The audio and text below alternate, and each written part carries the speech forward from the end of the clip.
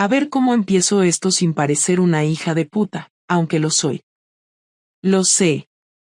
Pero no empecé siéndolo, ¿vale?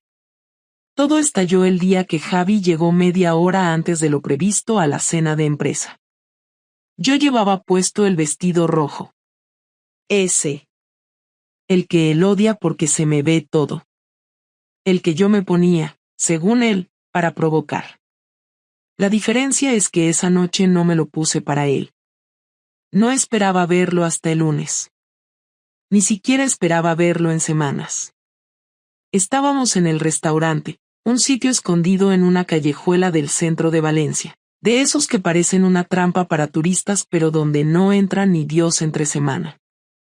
Rubén estaba sentado frente a mí, sonriendo como siempre, con esa sonrisa de sé exactamente lo que estás haciendo y me encanta que finjas que no. Y yo, bueno, yo estaba jugando a algo peligroso. Un juego que llevaba semanas calentándose, como una olla a presión con la tapa mal puesta. La copa de vino, mi risa, su mano que me tocaba apenas los dedos cuando me pasaba el pan. Todo era tensión, pero una tensión deliciosa. Rubén no era guapo en el sentido clásico. Era distinto. Sabía dónde tocar con la palabra justa.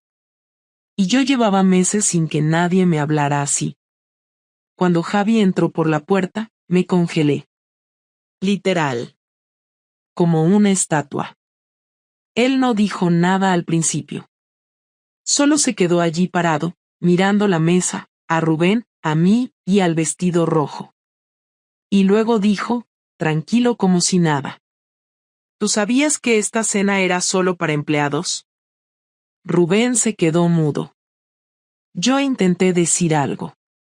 No sé qué. Una excusa, una mentira, lo que fuera. Pero no hubo tiempo. Javi sacó su móvil y lo puso en la mesa. Estaba grabando desde hacía minutos. Había llegado antes, nos había estado observando desde fuera, y tenía video de sobra para entender lo que estaba pasando. No había beso, ni caricias evidentes, pero los cuerpos hablan. Y los nuestros estaban gritando. Espero que el vino esté bueno, dijo, dándose la vuelta sin levantar la voz. Y se fue. Rubén me miró y soltó, como si no supiera en qué se había metido. ¿Era tu marido? Ni siquiera le contesté. Y así empezó el final. O quizás, así empezó todo. No volví a casa esa noche. Ni la siguiente. No porque no quisiera enfrentarme a lo que había hecho, sino porque no sabía con qué versión de Javier me iba a encontrar. El hombre que salió del restaurante no era el mismo con el que yo me había casado, ni siquiera el que me había abrazado la semana anterior antes de irse al trabajo. Esa calma con la que dejó el teléfono sobre la mesa, esa manera de mirarme sin rabia pero con la certeza de que ya no había vuelta atrás, fue mucho peor que cualquier grito o portazo. Me fui a casa de Clara, una compañera de la galería. Le dije que había tenido una pelea con Javi, que necesitaba unos días. No preguntó mucho, y yo tampoco ofrecí detalles. Al tercer día, cuando vi que Javier no me escribía, no llamaba, no publicaba nada, empecé a ponerme nerviosa. Pensé que quizás había sido mejor así, que tal vez él también necesitaba pensar, que luego hablaríamos, como adultos, como pareja. Pero en el fondo, sabía que ese silencio no era normal. Javi no era de los que se callaban. No era de los que se tragaban algo así sin decir nada. No me cuadraba. Volví al piso un martes por la mañana.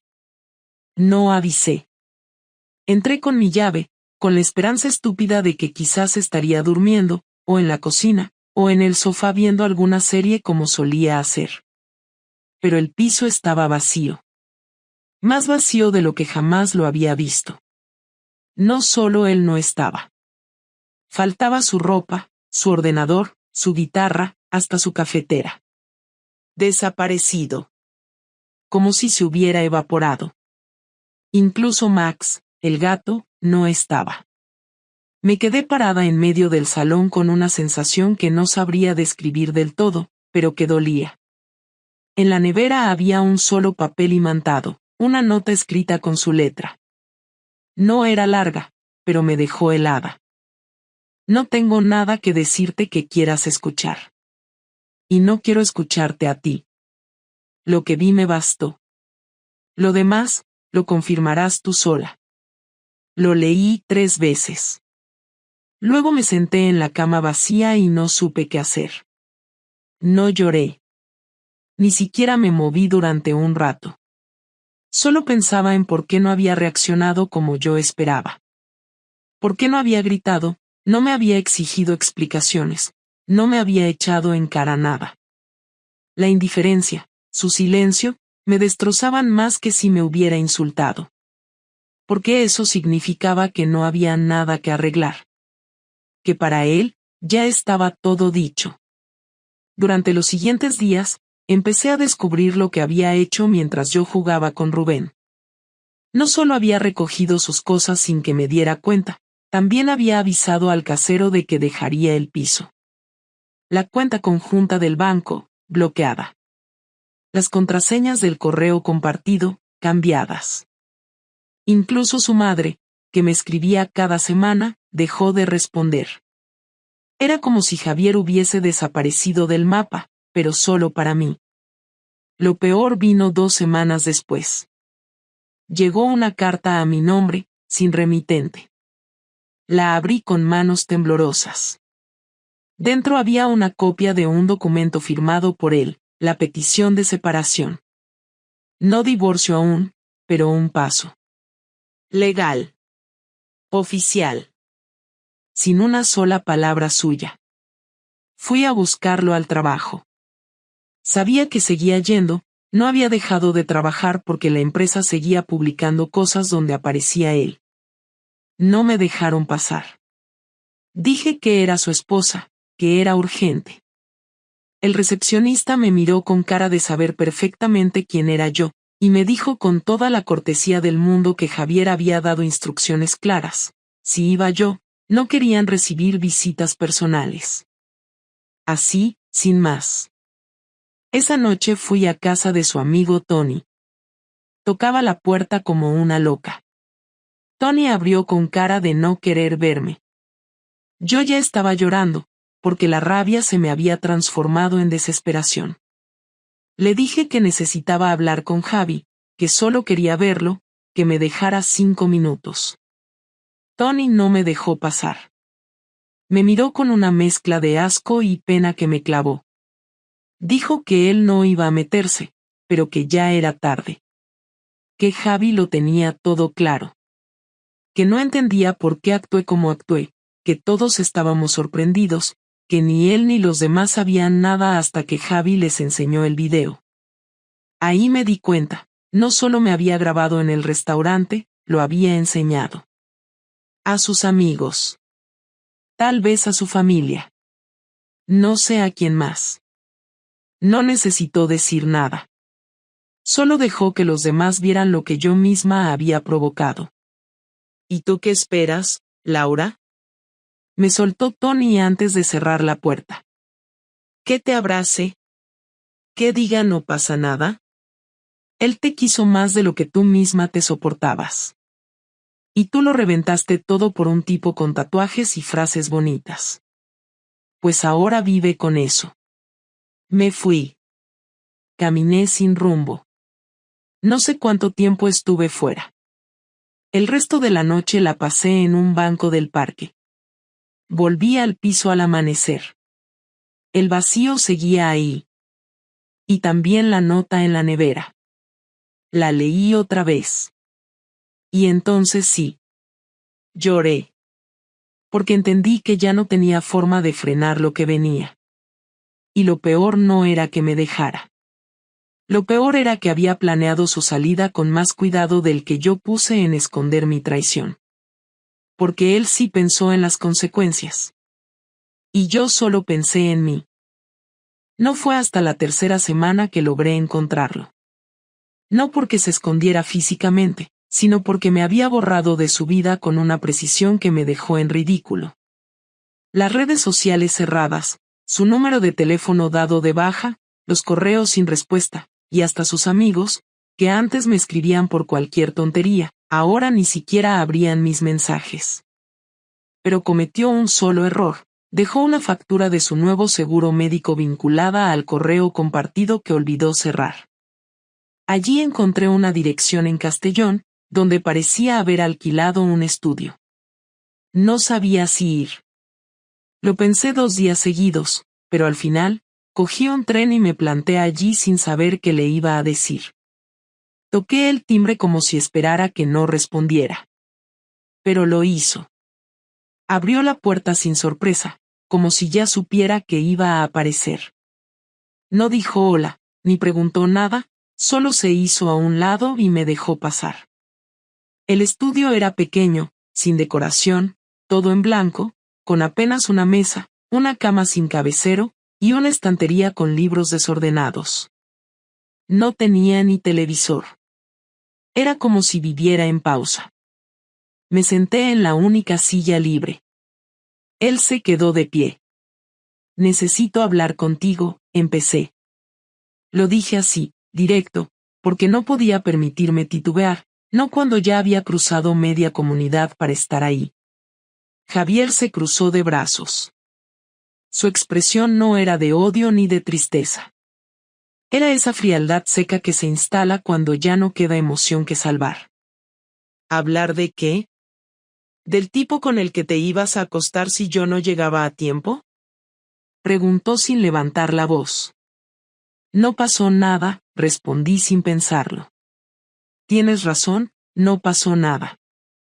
Esa es la parte que más me jode. Porque si hubiera pasado, al menos sabría que arriesgaste todo por algo que de verdad ocurrió. Pero no, fue la intención, la forma en que lo mirabas, cómo le hablabas. No hacía falta que pasara nada. Ya estaba todo dicho. Quise explicarme, pero las palabras no me salían. No porque no tuviera excusas, sino porque todas me sonaban absurdas incluso antes de abrir la boca. Aún así, lo intenté. Estaba sola, Javi. Me sentía invisible. No estoy justificando nada, pero... ¿Invisible? Me interrumpió. ¿Sabes cuántas veces me quedé en silencio mientras tú hablabas horas de cosas que no me importaban, solo para que te sintieras escuchada? ¿Cuántas veces fui a cenas con tus compañeros de trabajo, fingiendo que me interesaban? ¿Cuántas veces te defendí cuando te gritaban en esa galería de mierda? No me vengas con que te sentías sola, porque lo que querías era atención nueva. Te aburriste de mí. Ya está. Tenías todo, y querías algo más. No me pongas como el tipo que te abandonó emocionalmente. Quise gritarle que no era así, pero lo era. No sabía qué responder. Él se sentó en la cama, cansado, como si ya estuviera harto antes de empezar. Me miró con una mezcla de tristeza y decepción, esa que duele más que cualquier insulto. ¿Lo sigues viendo? Preguntó. No, contesté, y fue la verdad. Rubén me escribió un par de veces, pero no respondí. Todo eso me parecía ya tan sucio que ni siquiera podía sostener una conversación con él. ¿Y qué esperas ahora? Me preguntó, serio. No supe responder. No sabía si quería que volviéramos, si solo quería que me perdonara, si necesitaba que me gritara para sentir que aún le importaba. Todo era un caos dentro de mí. Lo único que me salió fue decir: no quiero perderte. Ya me perdiste. Lo dijo sin rabia, sin tono de venganza.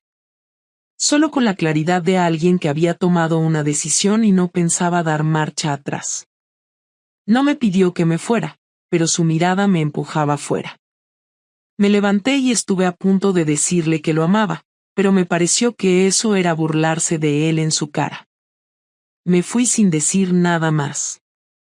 En el pasillo del edificio, me apoyé en la pared y respiré hondo. Por primera vez entendí que el daño ya no se podía reparar con palabras. Que no había discurso, ni llanto, ni promesa que sirviera. Porque cuando alguien te entrega su confianza entera y tú la pisoteas, no se trata solo de pedir perdón, sino de asumir que ya no tienes derecho a nada. Volví a Valencia con una calma que me asustaba. Sabía que el momento más duro estaba por venir, que su distancia era solo el principio de algo más grande. Esa noche no dormí. Me pasé horas mirando el techo del cuarto que ahora era solo mío. Y supe que lo peor de todo no era haberlo perdido, sino saber que se había ido sin odiarme. Porque el odio, al menos, deja una puerta entreabierta. La indiferencia, en cambio, no tiene vuelta. Durante las primeras semanas después de aquel encuentro, pensé que lo peor ya había pasado, que el silencio de Javier era su forma de protegerse, y que con el tiempo, aunque no volviéramos, al menos podríamos hablar. Me equivoqué. Y me di cuenta el día que me llegó la carta del banco. Estaba a mi nombre, pero dentro venía una notificación que me dejó en shock. Javier había vaciado la cuenta conjunta. No había ni un euro. Todos nuestros ahorros, desaparecidos. El detalle que más me dolió fue que no solo se los había llevado, sino que había adjuntado una declaración firmada por mí, con mi supuesta autorización para que se hiciera el movimiento. Obviamente, no era mi firma. O quizás sí, una falsificación tan buena que el banco no tenía cómo comprobar nada. Llamé de inmediato, y la respuesta fue seca. La solicitud se procesó con la documentación correspondiente y fue validada según los protocolos establecidos. Básicamente, que me buscara la vida. No entendía cómo lo había hecho, pero entonces recordé algo que me heló la sangre. Hace años, cuando hicimos una hipoteca juntos, le di acceso a todos mis documentos digitales, incluso una copia escaneada de mi DNI y mi firma. Nunca pensé que eso pudiera volverse en mi contra. Javier no había actuado en caliente. Esto no era un arrebato. Era una planificación. Fui directamente al despacho de nuestro abogado de siempre, aquel que había gestionado la compra del piso. Me recibió con la cortesía profesional de siempre, pero al mencionar el nombre de Javier, su expresión cambió. Me dijo que no podía hablar conmigo sobre nada relacionado con él. Que legalmente, ahora representaba solo a Javier, que yo debía buscarme otro abogado. Cuando pregunté si había iniciado trámites, no respondió. Solo dijo que me llegaría todo en su momento. Me fui de allí con una mezcla de rabia y miedo. No era solo que me hubiera dejado. Estaba desmantelando nuestra vida común pieza por pieza y yo ni siquiera estaba pudiendo reaccionar. Días después, recibí un mensaje de mi jefe en la galería. Quería hablar conmigo urgentemente. Cuando llegué, me esperaba con una expresión dura, nada que ver con la actitud relajada con la que siempre me trataba. Me hizo pasar a su despacho y cerró la puerta. ¿Quieres explicarme por qué recibí una carpeta con tus fotos personales? Me soltó de golpe. No entendía nada. Le pedí que me explicara. Entonces sacó una carpeta marrón, con mi nombre escrito a mano. Dentro había impresiones de capturas de pantalla de mensajes, algunas imágenes recortadas de mi cuenta privada de Instagram, y fotos en las que salía con Rubén en actitudes demasiado cercanas como para justificar que eran de trabajo. Nada explícito, pero todo con la intención de dejarme en evidencia. Esto llegó por mensajería, sin remitente. Pero vino acompañado de una nota anónima que sugería que se estaba violando la política de conducta interna de la galería, en relación con relaciones personales entre trabajadores durante eventos laborales. Me dijo mientras pasaba las páginas sin mirarme. No hizo falta que dijeran nada más. Supe que había sido Javier. No directamente, claro, pero sí por él. Solo él tenía esas fotos. Solo él sabía cómo dar el golpe sin exponerse. Le dije que había sido una situación personal que se había malinterpretado, que Rubén ya no trabajaba con nosotros, que todo había terminado. Pero el daño estaba hecho. Me dijeron que no me despedían, pero que quedaba bajo observación y que a partir de ese momento, cualquier mínimo problema sería tomado en cuenta. Básicamente, me acababan de poner la soga en el cuello. Salí de allí temblando, y no por miedo, sino por la sensación de estar atrapada en una especie de castigo medido y ejecutado con precisión. No sabía cómo se había enterado de tantas cosas, hasta que recordé que aún tenía acceso a una de mis cuentas antiguas. La había usado para guardar fotos, correos, y también tenía copia de seguridad automática de algunas conversaciones. No había cambiado la contraseña. Ni se me había pasado por la cabeza. Me sentí estúpida. Me sentí expuesta. Lo había previsto todo. Esa noche, volví al piso con una sensación que no había tenido ni siquiera cuando me dejó. Me sentí completamente desarmada. Ya no podía acudir a los sitios donde solía buscar apoyo, y ahora tampoco podía mantenerme tranquila en el trabajo. Llamé a Rubén. Le pedí que dejara de escribirme, que no me buscara más. No porque creyera que él tuviera la culpa, sino porque no podía permitirme ni una sombra más encima. Me pidió explicaciones, pero no se las di. Solo colgué. A la mañana siguiente, vi algo que me confirmó que esto no había acabado, un mensaje anónimo en mi buzón. Una hoja doblada, sin firma. En ella, impreso, había un resumen de los movimientos financieros de una tarjeta mía que no usaba desde hacía más de un año. Javier había usado esa tarjeta para pagar uno de los cafés con Rubén. No sé cómo lo había hecho, pero eso explicaba cómo obtuvo los extractos que usó para vincularme a él en la nota enviada a la galería. Todo estaba relacionado. No había dejado nada al azar. Me senté en el sofá y estuve horas sin moverme. Me había equivocado. Pensé que él me ignoraría, que se alejaría, que haría su vida. Pero lo que hizo fue otra cosa. No me gritó, no me insultó, no me tocó un pelo. Pero me desarmó delante de todos. Me dejó sin respaldo económico, sin credibilidad profesional, sin amigos en común. Me quitó todo lo que yo di por sentado mientras me deslizaba hacia el error. Y lo hizo sin levantar la voz, sin ensuciarse. Me miró una vez más y, simplemente, se fue, pero dejó el cuchillo clavado en el lugar exacto donde sabía que iba a doler más. Y yo, aún hoy, no sé si eso es peor que un insulto. Pero sí sé que es definitivo. El día que me llamó, supe que algo iba a cambiar, no porque su tono fuera distinto o más suave, sino porque lo hizo desde un número desconocido y lo primero que dijo fue que me citaba a una hora y lugar concretos, sin ofrecer explicaciones, sin dejar espacio para que dijera que no. Me pidió que fuera sola, que no llevase nada encima, y que no intentara llevar la conversación a donde yo quisiera, porque él ya había dicho todo lo que necesitaba decir. Acepté sin protestar, aunque por dentro me sentía temblando. No por miedo a que me gritara, sino por no saber si iba a terminar de romper lo poco que quedaba. Nos vimos en un bar de esos impersonales de estación, donde nadie presta atención a nadie y todo el mundo tiene prisa. Javier estaba sentado ya con un café delante. No se levantó cuando llegué, ni hizo ademán de saludarme. Solo me señaló con la cabeza la silla frente a él. Me senté. Pasaron varios segundos sin que ninguno dijera nada. Él me miraba como si estuviera evaluando si yo merecía seguir sentada allí. No quiero más reproches, dijo al fin.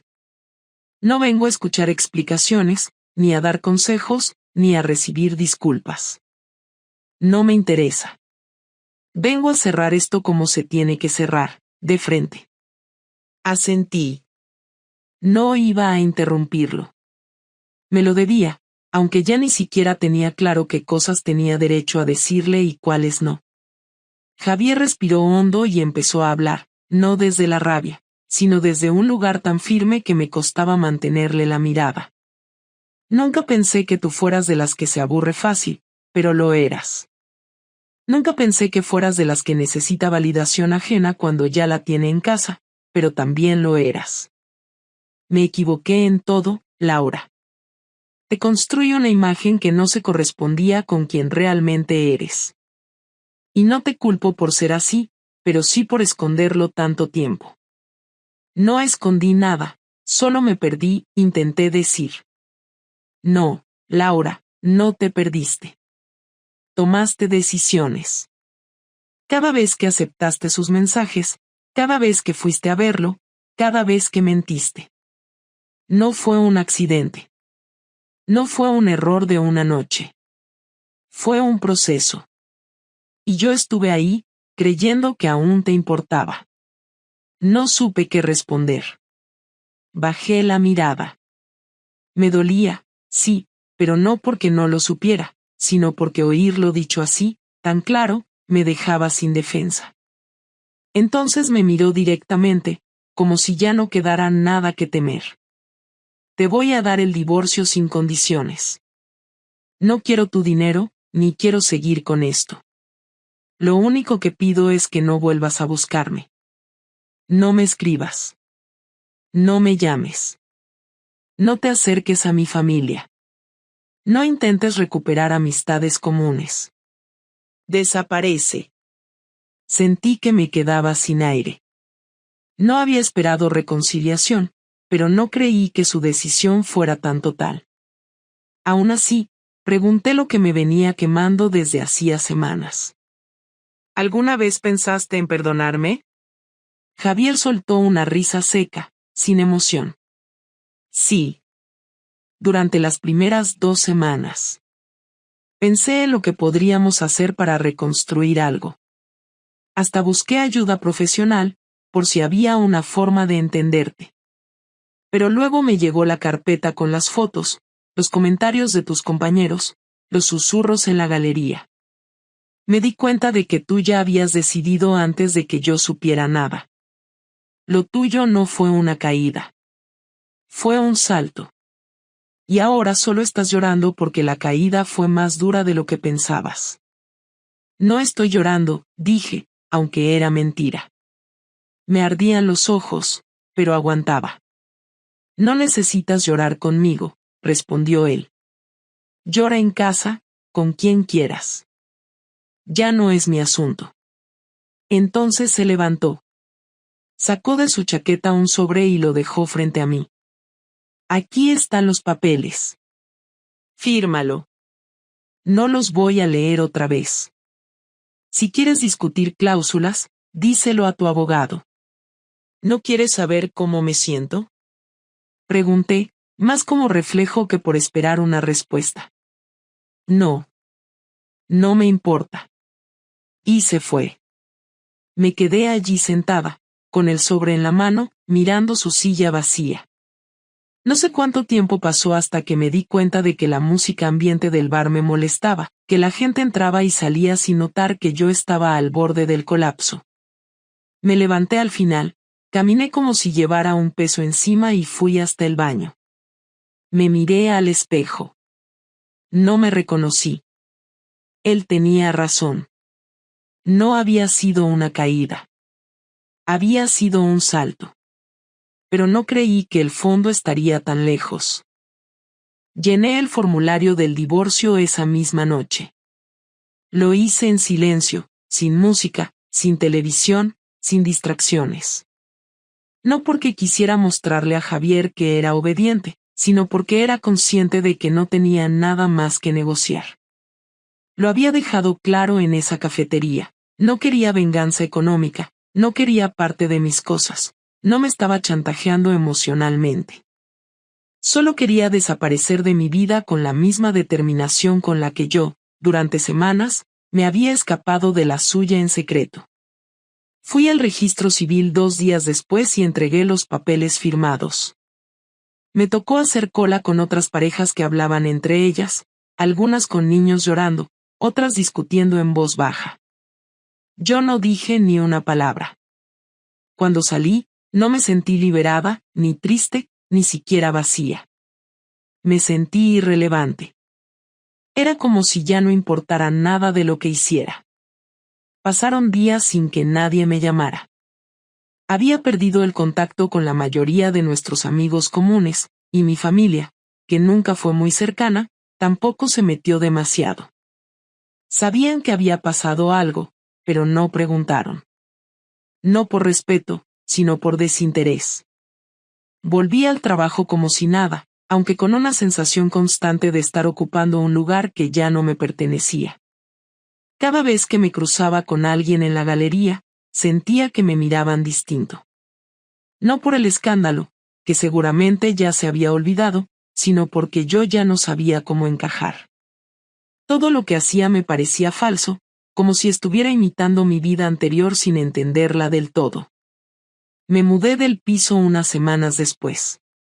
No aguantaba seguir durmiendo en la misma cama donde habíamos compartido tantos años, ni usar la cocina donde él me esperaba con café los domingos por la mañana. Busqué un estudio pequeño en una zona donde no conocía a nadie. No colgué fotos, no decoré las paredes, ni siquiera desempacé del todo. Me levantaba, iba a trabajar, comía lo justo y volvía. Así durante días, hasta que un martes cualquiera, mientras comía sola en un restaurante cerca del trabajo, una mujer en la mesa de al lado me preguntó si podía usar mi cargador. Se lo presté sin pensar, y cuando me lo devolvió, me dio las gracias con una sonrisa sincera que me descolocó. No por la sonrisa en sí, sino porque llevaba semanas sin interactuar con nadie sin que la conversación girara alrededor del desastre que había dejado atrás. Aquella noche me quedé despierta hasta tarde, no llorando ni lamentándome, sino repasando mentalmente todo lo que había hecho en el último mes. No solo lo de Rubén, no solo la traición, sino todo lo que había dejado de hacer por mí misma. Me di cuenta de que llevaba años desconectada, no de Javier, sino de mí. Todo lo que había hecho lo había justificado con frases como estaba sola, necesitaba emoción, me sentía ignorada, cuando en realidad no sabía estar bien conmigo misma. Javier no era perfecto, pero nunca fue injusto. No me maltrataba, no me controlaba, no me hacía sentir menos. Me escuchaba, me acompañaba, me defendía cuando yo no sabía hacerlo. Y todo eso, en algún momento, me dejó de importar porque necesitaba sentir que aún podía provocar reacciones en alguien nuevo. Fui a terapia. No porque esperara arreglar algo o sentirme mejor de inmediato, sino porque empecé a entender que no iba a poder reconstruir nada sin enfrentarme a lo que realmente era. La terapeuta me preguntó, en la segunda sesión, si quería volver con él. Le dije que no, porque no había nada a lo que volver. No porque no lo quisiera, sino porque ya no me correspondía desearlo. Él había cruzado esa línea en la que ya no hay marcha atrás. Aceptarlo fue lo que más me costó. Rubén intentó escribirme una vez más. Me mandó un mensaje breve, preguntando cómo estaba. No respondí. No porque lo odiara, sino porque entendí que él había sido solo el síntoma de un problema mucho más profundo que no tenía que ver con él. Había buscado un atajo a mis frustraciones, y él simplemente estaba ahí, listo para llenarlo con atención barata y gestos oportunos. Si no hubiera sido él, habría sido otro. Y eso era lo más feo de aceptar. Pasaron los meses. Cambié de galería, de barrio, de círculos. Dejé de seguir a Javier en redes, aunque él nunca volvió a publicar nada. No sé si rehizo su vida. No sé si conoció a alguien más. No tengo forma de saberlo, y ya no busco saberlo. Lo último que supe fue que había renunciado a su trabajo y se había mudado a otra ciudad. Lo supe por Tony, a quien me encontré por casualidad en un bar. Fue una conversación breve. Me dijo que Javier estaba bien, que estaba tranquilo, que no quería hablar de mí nunca más. Le di las gracias por decirme la verdad, y nos despedimos sin promesas de seguir en contacto. Ahora, cuando me preguntan si estoy bien, no digo ni que sí ni que no. Digo que estoy en proceso. No tengo pareja, no tengo grandes planes, Ni siquiera tengo claro si quiero volver a tener una relación. Pero me levanto cada día, hago las cosas sin culpas, y por primera vez, no me escapo de mis propios errores. Sé lo que hice, sé lo que perdí, y también sé que no merezco una redención automática. Nadie me debe comprensión. Nadie tiene que perdonarme por obligación. El daño que hice fue real, y lo que aprendí es que hay consecuencias que no se arreglan con palabras, ni con tiempo, ni con gestos simbólicos. Algunas heridas no se curan. Solo aprendes a vivir sabiendo que las causaste. Eso es lo que me queda. Y no pienso olvidarlo. Porque si lo olvido, entonces sí que no aprendí nada.